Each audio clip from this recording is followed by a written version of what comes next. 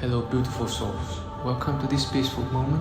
Take a deep breath, relax your mind, and allow yourself to simply be present right here and right now.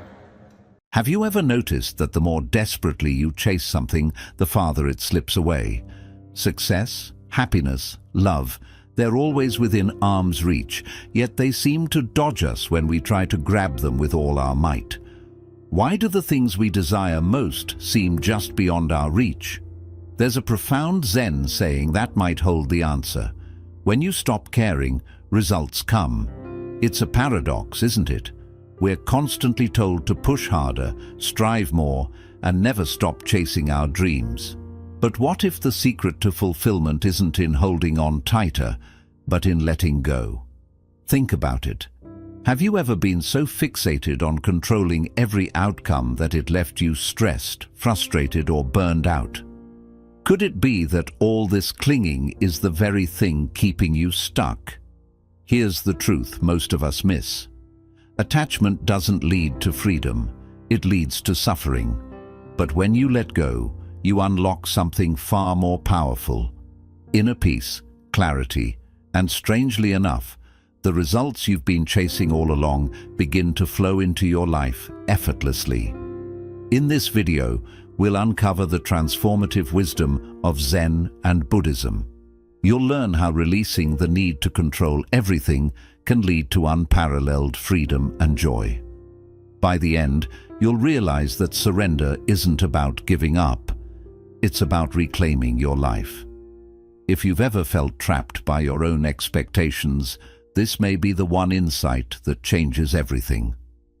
Let's dive in. Principle 1. Focus on what you can control. There's a beautiful story about a monk who spent years meditating by a tranquil river. One day a traveler approached him, overwhelmed by life's chaos, work, relationships, the constant urge to control every detail. The monk listened and then said, "Do you see how the river flows? It doesn't stop for the rocks in its path. It flows around them. You must be like the river. Focus on what you can control and let go of the rest." This simple yet profound wisdom mirrors one of life's greatest truths. True freedom begins when we stop trying to control the uncontrollable. Buddhism teaches us that suffering arises from clinging to things we can't change, outcomes, people, or circumstances. The Buddha urged us to focus on our actions, attitudes, and the peace within. A philosopher summed this up beautifully. The chief task in life is to distinguish between what is up to us and what is not. Imagine how much lighter life would feel if you fully embraced this idea. Think back to a time when you felt stressed, perhaps a conflict at work where you felt unheard or unappreciated. How much energy did you waste trying to change someone else's behavior or control the outcome of that situation? Now ask yourself, what if you had instead focused on your own professionalism, composure, and grace? When we stop clinging to what doesn't belong to us, we regain the power to shape our own destiny. This practice isn't about being indifferent, it's about clarity.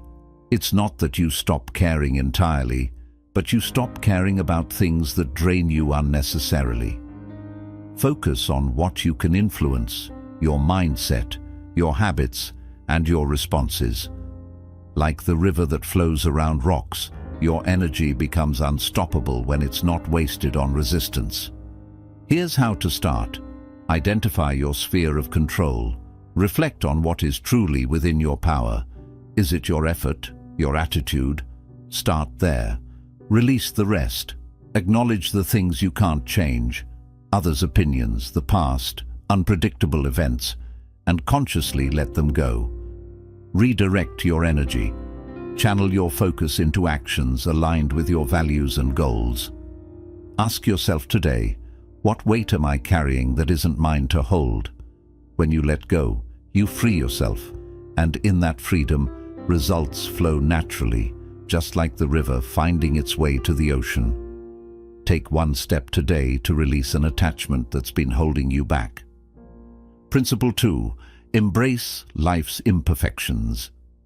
A man once approached a Zen master burdened by his failures. "I try so hard to make everything perfect," he said, "but nothing ever turns out the way I want it." The master smiled and handed him a cracked teacup. "Drink," he said. The man paused, hesitating. "It's imperfect," he replied. The master nodded, his eyes gentle. "And yet, it still holds the tea." This simple exchange unveils a powerful truth. Perfection isn't the goal, acceptance is. In Buddhist philosophy, suffering often arises from our resistance to reality, from our desire to force life into a mold that simply doesn't fit. We think, "I'll be happy once everything is perfect," but perfection is a fleeting illusion, always just beyond our grasp. The Buddha taught that when we demand perfection, we invite frustration and suffering. Life is inherently imperfect, and therein lies its beauty.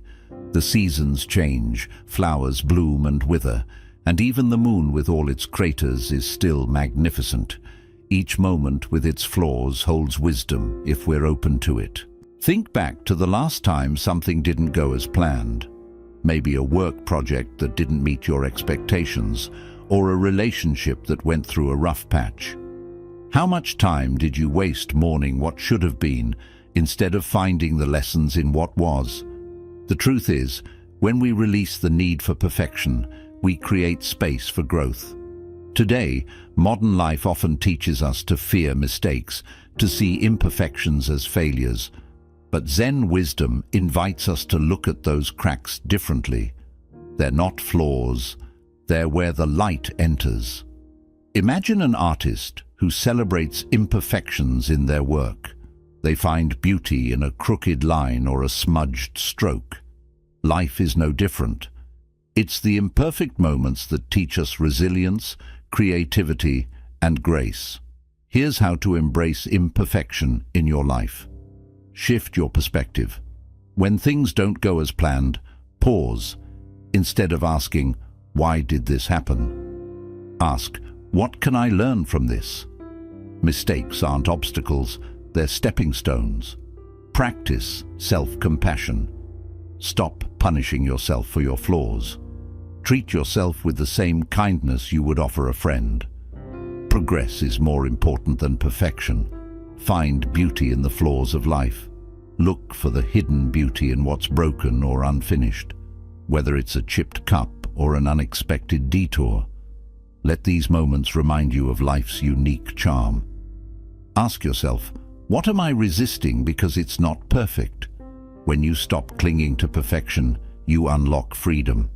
Suddenly, mistakes become opportunities, flaws transform into teachers, and life itself becomes richer. Just like the cracked teacup still holds tea, you, imperfect and real, are enough. Today, take one step to embrace life as it is, not as you think it should be. Principle 3. Practice mindfulness.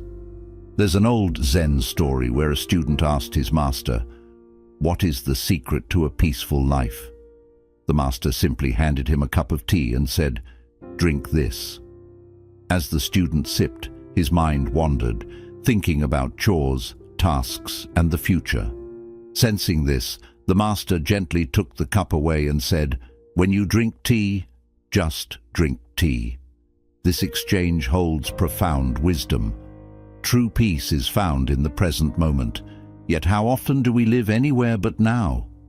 Our minds rush ahead, consumed by worries about the future, or cling to the past, replaying regrets. In doing so, we miss the one moment we truly have, the present. Buddha taught that the present is the only moment we can truly control. Dwelling on the past or obsessing over the future creates suffering because neither can be changed. But the present, now, that's where your power lies. Think about a time when you were truly present. Maybe it was watching a sunset, feeling the warmth of the sun and the cool breeze on your skin. In that moment, you weren't burdened by yesterday's mistakes or tomorrow's worries. You were simply there, fully immersed in the now. The beauty of mindfulness is that it roots us in this moment, reminding us that peace isn't about solving every problem, but about being fully alive in each breath. In today's fast-paced world, mindfulness can seem like a luxury, but it's actually a necessity. Anxiety over the future and regrets from the past drain our energy and rob us of joy. The good news is mindfulness doesn't require hours of silence. It begins with small moments of awareness. Here's how you can practice mindfulness. Start with your breath. Close your eyes, take a deep breath and feel the air fill your lungs. Even a single mindful breath can anchor you in the present. Engage your senses. Whether eating a meal, walking outside, or listening to music, focus on the sensory details, the taste, the sound, the texture of what surrounds you. Pause and notice. When your mind starts spiraling into worry or regret, gently bring it back. Ask yourself, what's happening right now? Mindfulness isn't about stopping your thoughts. It's about noticing them and returning to the present. Ask yourself today, what beauty am I missing because I'm not paying attention? When you practice mindfulness, you stop caring about the distractions that pull you away from the now. In return, you gain clarity, peace, and presence. Take one mindful breath today and let it remind you, this moment is enough. Principle 4. Perspective is everything. There's a Zen parable about a farmer whose horse ran away. His neighbors exclaimed, "What terrible luck!" The farmer, however, calmly replied, "Maybe." The next day the horse returned, bringing a wild stallion with it. The neighbors cheered, "What great fortune!" The farmer's response, "Maybe." Later the farmer's son tried to tame the wild horse and fell, breaking his leg. The neighbors lamented, "Such misfortune." Again the farmer said, "Maybe." Days later, soldiers came to recruit young men for war, but they passed over the farmer's son because of his injury. The neighbors celebrated, and once again the farmer said, "Maybe." This story beautifully illustrates a profound truth. It's not the events themselves, but our perspective on them that shapes our peace. In Buddhist philosophy, this wisdom is echoed in the teaching that it's not things themselves that disturb us, but our judgments about them. Life is full of challenges. Relationships end, careers falter, plans go awry. When setbacks arise, it's easy to label them as failures and spiral into frustration or self-pity. But what if instead of resisting, we reframe these moments? What if every setback became an opportunity to grow, pivot, or start fresh? Consider a job rejection. At first, it feels like the door to your dreams has slammed shut. But what if that rejection is pushing you towards something better? Perhaps it's leading you to a passion you've overlooked, or pointing you to a job that aligns more closely with your values. Reframing doesn't deny the pain. It acknowledges it and opens the door to new possibilities. Here's how to cultivate this shift in perspective. Pause and reflect. When something goes wrong, resist the urge to react immediately. Ask yourself, what might this situation be teaching me? Find the opportunity. Look beyond the surface. What lessons or new paths might emerge from this experience? Let go of labels. Stop categorizing events as good or bad. Trust that even in adversity, growth is happening. Buddhist wisdom teaches us that our judgments create unnecessary suffering. By shifting our perspective, we reclaim the power to shape our reality. As the Dalai Lama once said, sometimes not getting what you want is a wonderful stroke of luck. Ask yourself today, what challenge in my life can I see differently? When you stop labeling every experience, you create space for transformation. Life becomes less about what happens and more about how you choose to see it. Today, embrace a challenge as an opportunity and watch your life shift in ways you never imagined. Principle 5. Let go of entitlement. There's a story about a wandering monk who sought shelter during a storm. He approached a grand mansion and asked for refuge, but the owner turned him away. Soaked and cold, the monk found an old broken-down shed nearby and rested there for the night. In the morning, he smiled as he watched the sunrise, its golden rays illuminating the shed's cracks. "Even this humble shelter was more than I deserved," he whispered to himself. This story captures a profound teaching. Life owes us nothing, yet it gives us everything. In Buddhist philosophy, attachment to entitlement is a source of suffering. When we demand that life meet our expectations, that we deserve success, love, or recognition, we set ourselves up for resentment and disappointment. But when we approach life as a gift, even the smallest blessings bring immense joy. Buddha's wisdom reminds us, you are not owed anything by life. All is a gift. Think about how often we fall into the trap of entitlement. We feel we deserve a promotion, yet it goes to someone else. We expect perfect weather on vacation, but it rains. Each unmet expectation breeds frustration. But what if we released the idea of deserving and replaced it with gratitude for what is? Imagine a professional artist who spends months on a masterpiece, believing it deserves widespread acclaim. When the response, entitlement, they ask themselves, how can I use this experience to grow?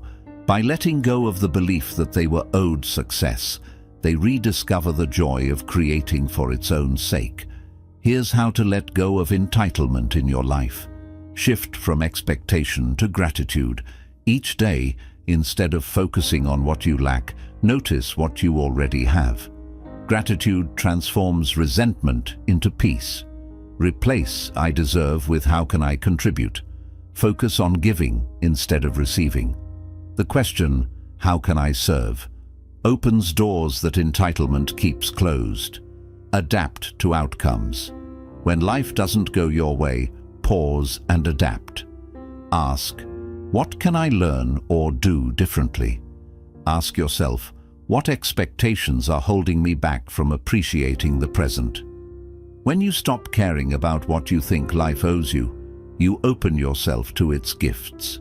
Each sunrise, each moment of connection, each breath becomes a treasure. Today, release one expectation and embrace what life offers instead. You may find that it's already enough. Principle 6. Accept change. A wise monk once said, "A river never fights the current. It flows, adapting to every bend and obstacle because it knows this truth." Nothing stays the same.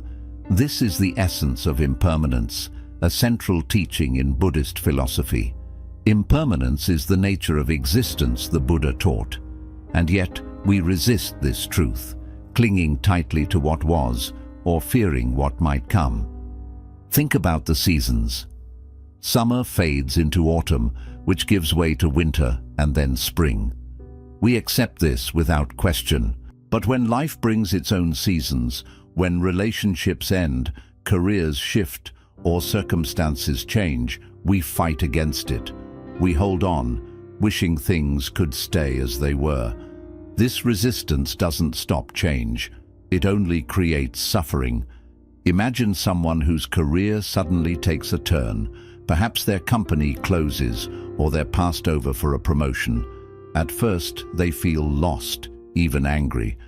But what if instead of resisting, they leaned into change? What if they saw this as an opportunity to explore a new path, one they might never have considered otherwise? Change, while uncomfortable, often brings growth and transformation. Modern life is full of transitions, moving cities, evolving friendships, aging. The more we cling to the past or fear the future, the harder these changes become.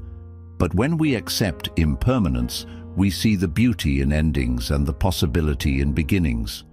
A failed relationship, for instance, may hurt deeply, but it also clears space for someone more aligned with who you are becoming. Here's how to embrace change in your life. Acknowledge your resistance.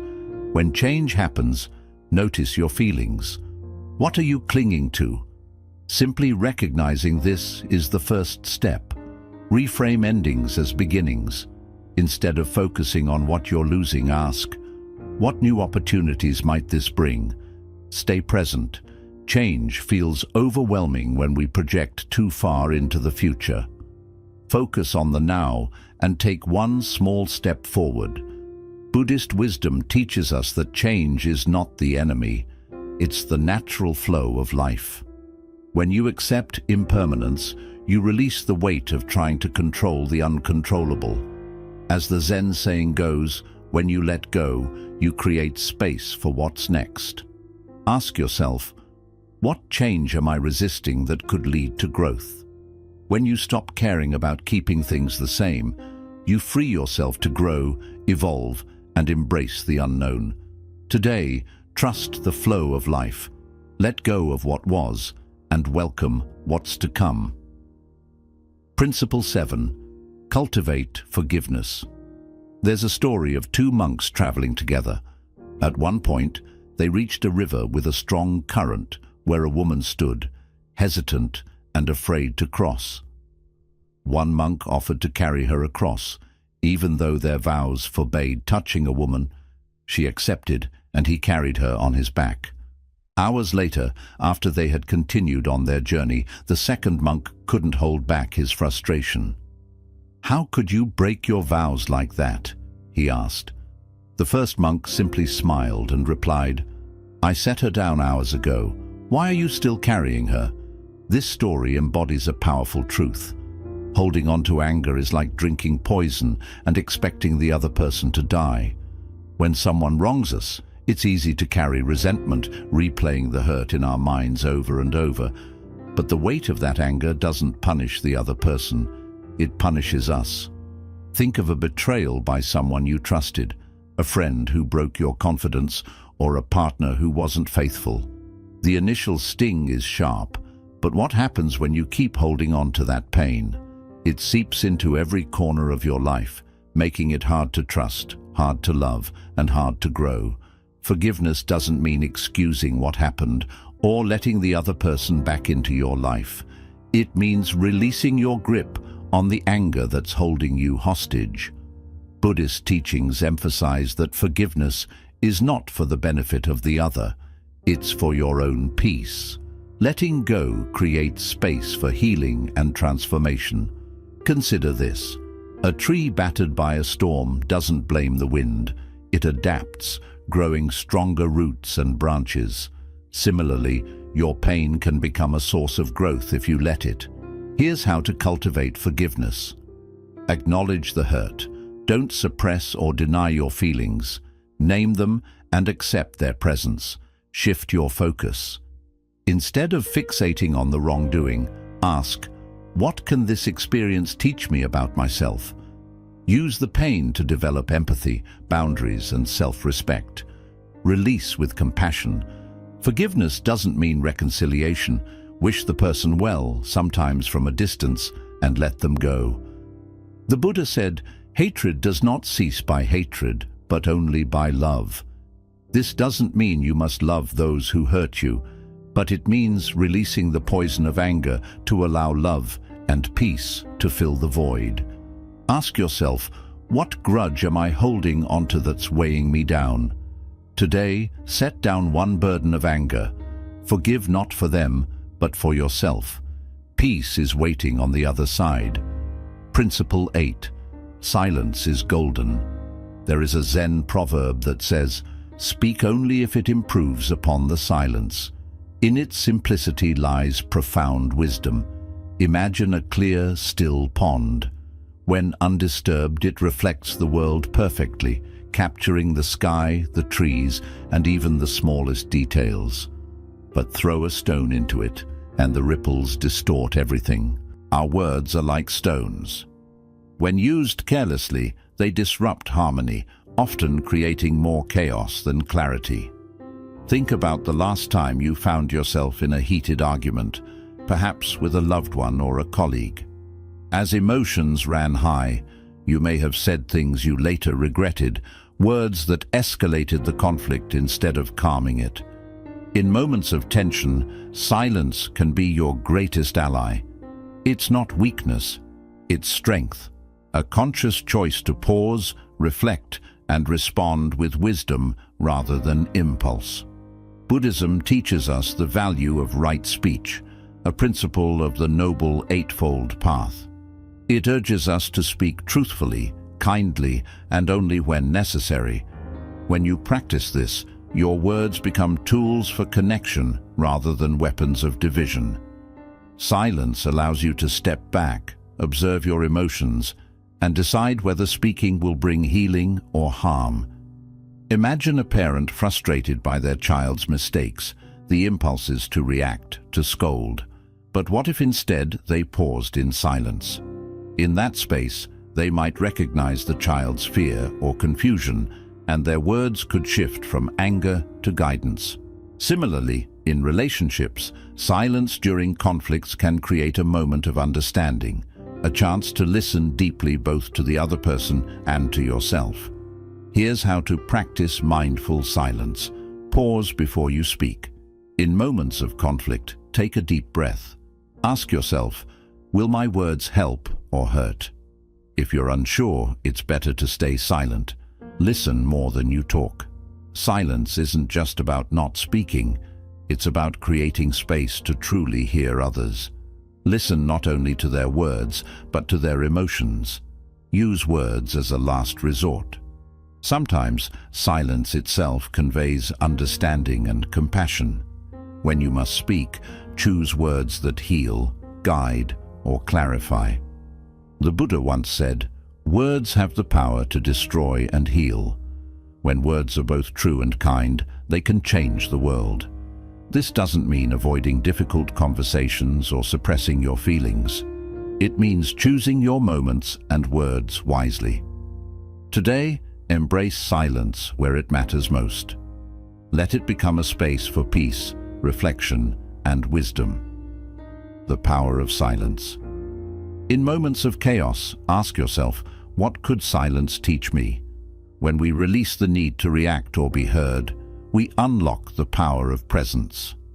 Silence is not an absence. It's a space where clarity and wisdom are born. Today, challenge yourself to embrace silence in one difficult moment. Let it guide your response, and you may find that where words fail, silence heals. Principle 9. Love your fate. Buddhist philosophy offers this profound teaching. Do not wish for events to happen as you desire. Desire them to happen as they do. Imagine standing in a rainstorm. You can curse the clouds and wish for the sun, or you can accept the rain, feel its coolness, and find joy in its rhythm. The rain doesn't change, but you do. Life often throws us storms we didn't choose. Financial struggles, career setbacks, relationships that don't unfold as planned. These moments test our resilience. But what if, instead of resisting, we embrace them? Buddhism teaches that suffering doesn't come from events themselves, but from our resistance to them. Fighting reality creates tension, while acceptance brings peace. The craftsman's story. A craftsman spent months creating a beautiful statue. Just as he finished, an earthquake shattered it into pieces. Instead of mourning his loss, he gathered the fragments and crafted a unique mosaic, a masterpiece born from resilience. When life breaks your plans, you have two choices: resist and dwell on what could have been, or embrace the cracks and create something new. Practical steps to love your fate. 1. Shift your perspective. When faced with difficulty, ask, what is this teaching me? 2. Reframe obstacles. See challenges as opportunities to strengthen patience, creativity, or adaptability. 3. Embrace impermanence. Life's storms are temporary, and just as they pass, so will challenges. 4. Simplify desires. Let go of rigid expectations and align with the present moment. The Buddha said, "Peace comes from within. Do not seek it without." Loving your fate doesn't mean surrendering to despair. It means finding beauty in what is, even when it's not what you planned. Today, ask yourself, what challenge in my life can I embrace instead of resist? Principle 10. Remember you will die. Buddhism reminds us, let us postpone nothing, for tomorrow is not promised. This truth may feel unsettling, but it holds transformative power. We often live as if time is infinite, pushing off important actions and dreams. But imagine waking up, knowing today is your last. Who would you call? What words would you say? When we remember that life is finite, our priorities shift, petty concerns fade, and we focus on what truly matters. The corporate ladder story. A man spent his life chasing success and wealth. In the end, he realized he had overlooked the people who truly mattered, missed countless precious moments, and failed to show his love. It was only then he wished he had cherished inner peace and connections over chasing external rewards. Living with urgency 1. Take action today. Don't wait for the perfect moment to focus on what's important. Begin now. 2. Focus on what matters. Give priority to relationships and meaningful experiences in your life. 3. Practice gratitude. Every breath is a blessing. Develop the habit of appreciating what you have. The Buddha cautioned us, the problem is believing we have more time. Reflect on this thought. Ask yourself, what am I putting off that I can do today? Let go of insignificant worries and embrace the fleeting beauty of life. Every moment is a chance to live with intention and authenticity. Closing reflection. Life flows like a river, effortlessly finding its way around obstacles without resistance. In the same way, when we release expectations and move with the flow of life, we open ourselves to endless possibilities. As the Zen teaching reminds us, let go or be dragged. True peace isn't found in controlling outcomes, but in flowing with life's natural rhythm. Ask yourself, what can I let go of today to create space for peace? What can I embrace to find joy in this moment? If these reflections speak to you, like and share this video and let us know your thoughts in the comments below. Together, we can walk the journey of mindfulness and purpose. Remember, you will die, a powerful and life-changing truth. This might seem harsh, even unsettling, but it carries a profound wisdom that can reshape how we live. Too often we behave as if time is limitless. We delay meaningful conversations, actions and dreams, pushing them into a distant future. But the truth is, none of us know how many tomorrows remain. Imagine waking up today, knowing it's your last. What would you do differently? Who would you reach out to? What words would you share? What worries would you stop holding on to? When we reflect on life's impermanence, our true priorities become clear. The trivial concerns, lingering fears, and small grudges we cling to suddenly lose their importance. Instead, what truly matters comes into focus. The principle of remember you will die is not meant to create fear or anxiety. It's a gentle reminder to live with clarity, presence, and purpose. The Buddha encouraged us to reflect on mortality, as it reminds us to live authentically, here and now. The corporate ladder story. Think of the story of a man who devoted his entire life to chasing success, climbing the corporate ladder, and amassing wealth. As his life neared its end, he realized the heavy cost of his choices. He had overlooked the people who truly mattered, missed countless moments with his loved ones, and failed to express his love and gratitude. He had lived as though time was infinite. It was only then he wished he had spent less time chasing material success and more time cultivating inner peace and meaningful relationships. Practical steps to embrace mortality. 1. Live with urgency. Don't wait for the perfect moment to act on what truly matters. The right time is now. If there's a dream, an apology, or words of love you've been postponing, take the first step today. 2. Prioritize what matters. Take time to reflect on your values and what's truly important. Spend more moments with your loved ones, share your appreciation for them, and nurture meaningful relationships. 3. Let go of trivial concerns. Release the things that don't bring value to your life. Shift your focus to what truly matters. 4. Practice gratitude. Every breath and every moment is a precious gift. Develop a daily habit of gratitude. Appreciate the beauty around you, the relationships you hold dear, and the opportunities life offers. The Buddha once said, "The problem is, you think you have time. But time is a gift, and we never know how much of it remains. Let go or be dragged. When we hold tightly to expectations, we invite suffering. But by letting go, we create space for peace." As the Zen teaching says, let go or be dragged. Imagine a river. It doesn't resist the rocks in its way, but gracefully flows around them, finding its path effortlessly. Similarly, we can approach life's challenges by seeing each obstacle as an opportunity to grow. 1. Accept impermanence. Everything in life is temporary. By embracing this reality, we free ourselves from unnecessary resistance. 2. Let go of perfection.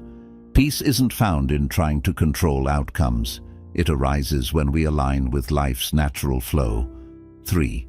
Turn inward. Forgive others, cherish the present, and nurture harmony within yourself. True strength lies not in force, but in moving with life's rhythm. When we let go of control and trust the wisdom of the universe, we open the door to serenity. As Epictetus wisely said, "Do not wish for events to happen as you desire, but desire them to happen as they do, and you will find peace." A final reflection. Ask yourself, what have I been putting off that I can start today? What can I release to create space for peace? The beauty of life is found in its fleeting moments. In the stillness of the present, profound truths are revealed. Often the things we cling to become the source of our suffering, while the things we release allow peace to flourish. If these reflections inspire you, please like and share this video.